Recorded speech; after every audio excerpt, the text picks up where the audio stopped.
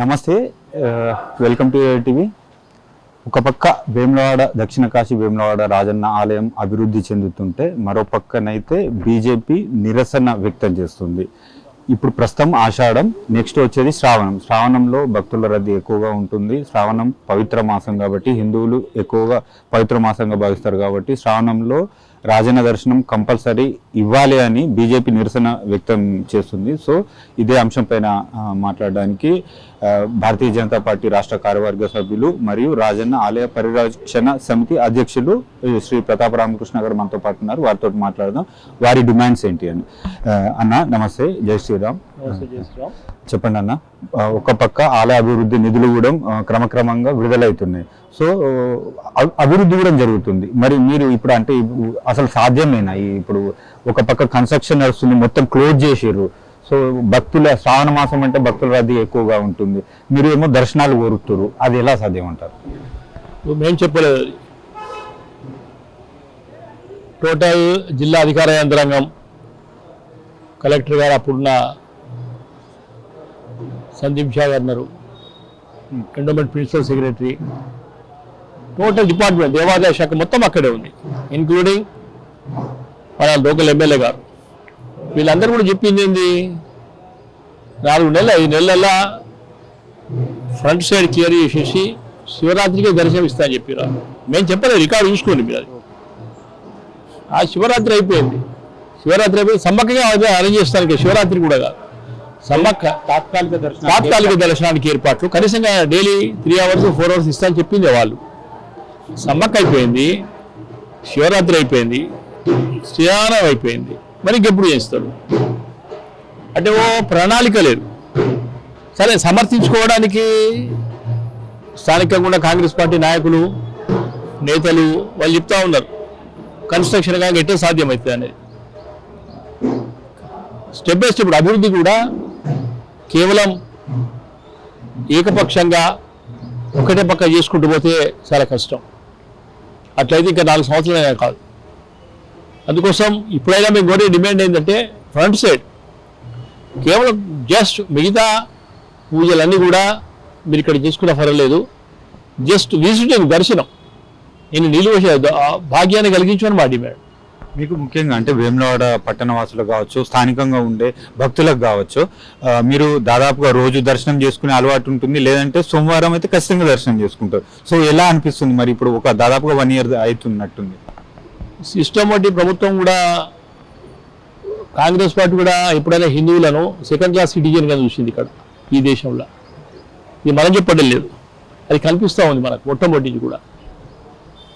వాళ్ళకు భగవంతుడి మీద ఇంట్రెస్ట్ ధర్మం మీద లేదు, ట్రెడిషన్ మీద లేదు.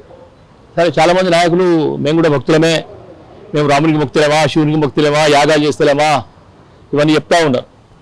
ఇవన్నీ చేసినా అని కాంగ్రెస్ పార్టీ ఆ ఎన్డీఏ ఏదైతున్నదో అది దాదాపు ధర్మానికి ఇంక్లూడింగ్ అయోధ్య రామ్ టెంపుల్ కూడా 300 మంది అడ్వకేట్లను పెట్టిందని.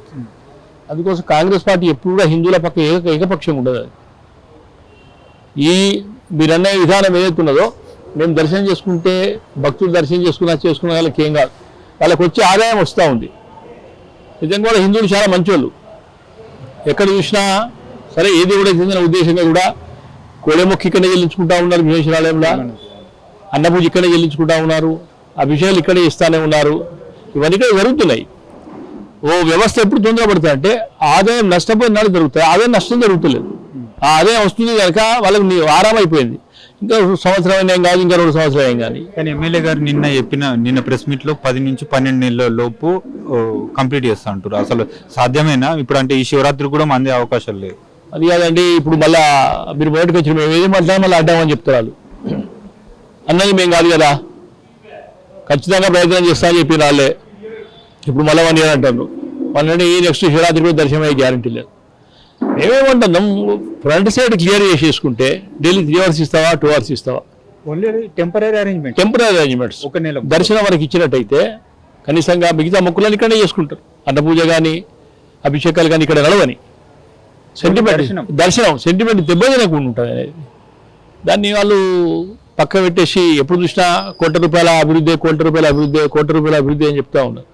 ఎస్, మీరే చేయాలి అభివృద్ధి, అధికారం ఇచ్చేది అభివృద్ధి చేస్తానికి. దాని గొప్ప చెప్పుకుంటే ఎట్లా? మరి దాదాపుగా 60 సంవత్సరాలు 70 సంవత్సరాలు ఈ దేశాన్ని రాష్ట్రాన్ని పాలించింది కూడా కాంగ్రెస్ పార్టీ. మరి దానికి వాళ్ళు కారణం ఎందుకు చెప్తారు? ఎదుగవడానికి వాళ్ళు కారణం కదా.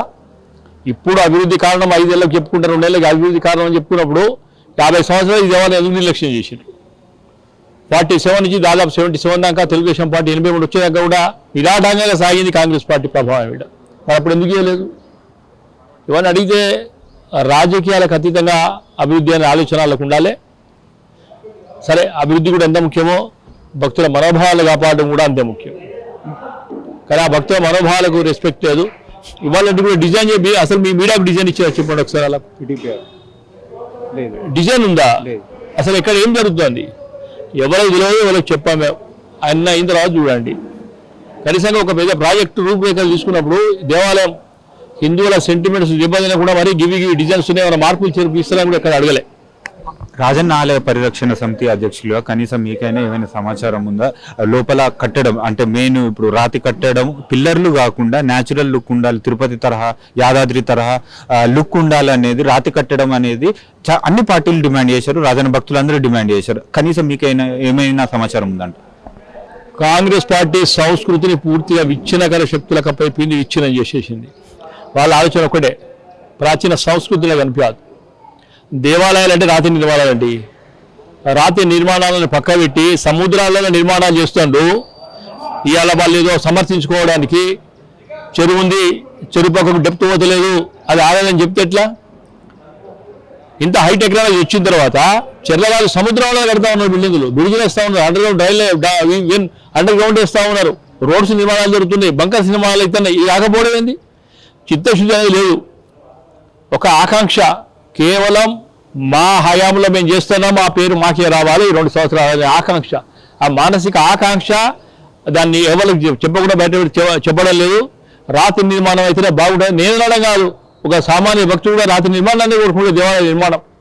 చిన్న చిన్న దేవాలయాలు, ప్రైవేట్ దేవాలయాలు గుడ్ల మీద కట్టి రాతి నిర్మాణాలు చేస్తే సిమెంట్తో నిర్మాణం చేసి దానికి ఏదో ఎట్లా ఉన్నా కలర్ఫుల్గా తర్వాత మీది మెరుగులు దిద్దుతా అంటే అది ఏ రకంగా సాధ్యమైతే చెప్పుంటుంది. వాళ్ళని మొదటి ఆలోచన తప్పు. ఇది ఖచ్చితంగా కూడా మేము కూడా చెప్తాము, శాపం కాదు, ఆ భగవంతుడు కూడా క్షమించడు ఇటువంటి విషయాలు. ఒకటి ఎప్పుడన్నా ఇప్పుడు ఆలయ పునర్నిర్మాణ సమయంలో, దేవస్థానం మూసివేస్తున్న సమయంలో కావచ్చు, మీరు రాజన్న పరిరక్షణ సమితి అధ్యక్షులుగా అన్ని ఆల్ పార్టీ మీకు సపోర్ట్ చేశాయి. కొన్ని సూచనలు సలహాలు ఎండోమెంట్ డిపార్ట్మెంట్ కావచ్చు, గవర్నమెంట్ కావచ్చు, స్థానికంగా ఉన్న ఎమ్మెల్యే గారికి కూడా కొన్ని సలహాలు సూచనలు అయితే ఇచ్చారు. సో ఇప్పుడు ఎలా ఉండబోతుంది అంటే, మీరు ఇప్పుడు ఒక స్టెప్ అయితే తీసుకొచ్చారు, శ్రావణ మాసంలో భక్తులందరికీ దర్శనాలు కనీసం దర్శనాలు అయితే ఇవ్వాలి అని. మిగతా రాజకీయ పార్టీలు మీకు సపోర్ట్ చేసే అవకాశాలు ఉన్నాయా? వాళ్ళ నుండి ఏమైనా స్పందన వచ్చిందా? అందరూ అడుగుతా ఉన్నారు. ఇక్కడ స్థానికంగా రాజకీయ పార్టీలు కావు, కుల సంఘాలు కావచ్చు, దర్శనం ఎన్నో లాప్తం దర్శనం కావాలని అడుగుతాం. అంటే ఒక ఆకాంక్షనండి. జీవన గమనంలో ఎక్కడో పోయి లక్షల రూపాయలు 1000 రూపాయలు ఖర్చు పెట్టుకుని బయట పోయి దర్శనం చేసుకుంటా ఉన్నాం. మా ఊర్లో ఇది దాదాపు 9th century టెంపుల్, ఇంత ఓల్డెస్ట్ టెంపుల్. ఆ రాజన్న దర్శనం చేసుకుని ఇందులో ఎట్లా ఉంటామనే మానసిక వేదన ప్రతి వాళ్ళు అనుభవిస్తూ ఉన్నారు. ఈ మానసిక వేదన, వీళ్ళ ఆలోచన విధానాలు ప్రభుత్వంకి అవసరం లేదు. మేము అన్నయ్య సాగాలే, మేము అధికారంలో మేము చేస్తాం నినాదం అవుతున్నదో సరే. నియంత్రణతో పోకలతో మంచి వాళ్ళే రాచరికాలు పోయినాయి, మంచి ప్రభుత్వాలు పోయినాయి. వీళ్ళే శాశ్వతం కాదు. అది గుర్తుంచుకొని పనిచేస్తే మాత్రం అందరికీ అనుకూలంగా ఉంటుంది. సో ఇప్పుడు అంటే నెక్స్ట్ మీ స్టెప్ ఎలా ఉండబోతుంది? ఇప్పుడైతే స్టార్ట్ చేశారు నిరసన, సో నెక్స్ట్ ఎలా ఉండబోతుంది? మొత్తం అన్ని రాజకీయ పార్టీలను ఒకే వేదికకు ఈ అంశం పైన తీసుకొచ్చే అవకాశాలు ఉన్నాయంటారు? పక్క ఇప్పుడు ఇవాళ రిప్రజెంటేషన్ మామూలు ఇస్తూ ఉన్నారు. ఈ దాదాపు ఒక వారం 10 రోజుల తర్వాత వాళ్ళకి ఇదే మాదిరిగా అడుగుతాం. లేదు కాదు అంటే ప్రజాబలం ముందు ఒప్పుకోవాల్సిందే. నేను అడుగుతా ఉన్నా, రక్షణ శాఖన మనుషులు పోకుండా దాని చుట్టూ పోలీసులు పెట్టి ఆడేవో చూడద్దు, కేవలం అధికార పార్టీ వాళ్ళ మేమే పోవాలి, మేమే పరిశీలించాలి, ఇదే విధానం. విజిట్ చేస్తే నష్టమే వస్తుంది. మీడియా పోయి చూస్తే నష్టమేంది? ఫోటోలు తీస్తే కేసులు పెడతాను బేరిస్తే ఎట్లా? రక్షణ విభాగం అయితే కాదది. ఏం జరుగుతుందో ప్రజలకు తెలవాలి, ఏం డిజైన్ చేస్తుందో ప్రజలకు తెలవాలి. ఇవన్నీ తెరవకుండా ఏడవుతుందో కరెక్ట్ కాదు. అది ఈ కార్యాచరణ ఈ 15 రోజుల్లో కూడా చాలా సీరియస్గా ప్రకటిస్తాం.